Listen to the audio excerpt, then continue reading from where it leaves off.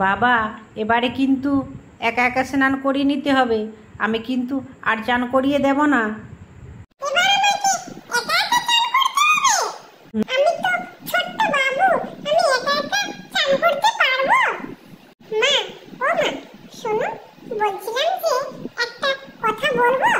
হ্যাঁ বলো, এসো, স্নানটা তো করে না।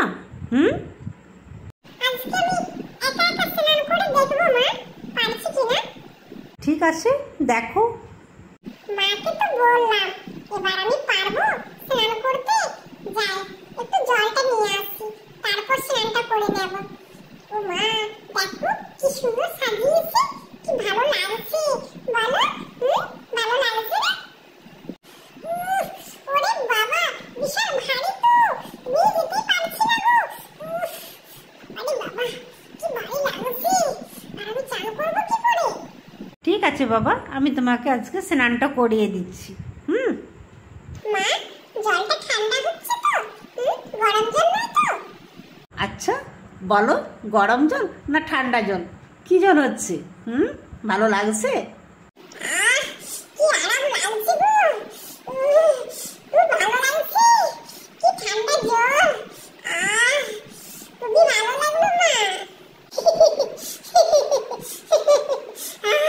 কি আরাম লাগলো। যাই, গাটা ভালো করে মুছে দাও এবার আমার। ভালো করে মুছে দিচ্ছি, একটু পাউডার লাগিয়ে দেবো।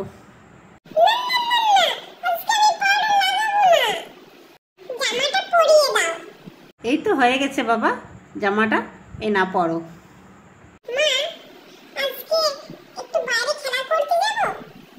না বাবা, প্রচুর গরম, বাইরে কোথাও খেলা করতে যাবে না, বাড়ির মধ্যেই খেলা করবে, বুঝেছো?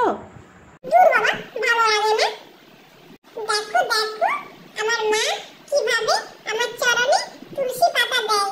দেখো কটা দেবে, দেখো 3টে তুলসী পাতা দেবে। দেখো চন্দন লাগিয়ে দেবে, তারপর আমার চরণে দেবে। তোমরা কিন্তু এইভাবে তুলসী পাতা আমার চরণে দেবে। আমার মা আমাকে দেখো কত সুন্দরভাবে সাজিয়ে দিয়েছে। বলো বলো, আমাকে কেমন লাগছে তোমরা কিন্তু কমেন্ট করে জানিও। তোমরা দেখো আমার মা কিভাবে প্রদীপ দেবে। দেখো আমার মুখমণ্ডলে দেবে 3বার হরে কৃষ্ণ বলে বলে, তারপর আমার নাভির মধ্যে দেবে 2বার, ওটাও কিন্তু হরে কৃষ্ণ মন্ত্র বলে, তারপর আমার চরণে দেবে 4বার, ওটাও কিন্তু হরে কৃষ্ণ মন্ত্র বলে, তারপর তোমরা 7বার ঘোরাতে পারো বা 9বার ঘোরাতে পারো, সেটাও কিন্তু হরে কৃষ্ণ মন্ত্র বলে, বুঝলে? তোমরা কিন্তু এইভাবে প্রদীপ দেখাবে, বুঝেছো প্রিয় ভক্তরা? মা, তোমার হয়েছে? কেন? কোথাও যাবে নাকি?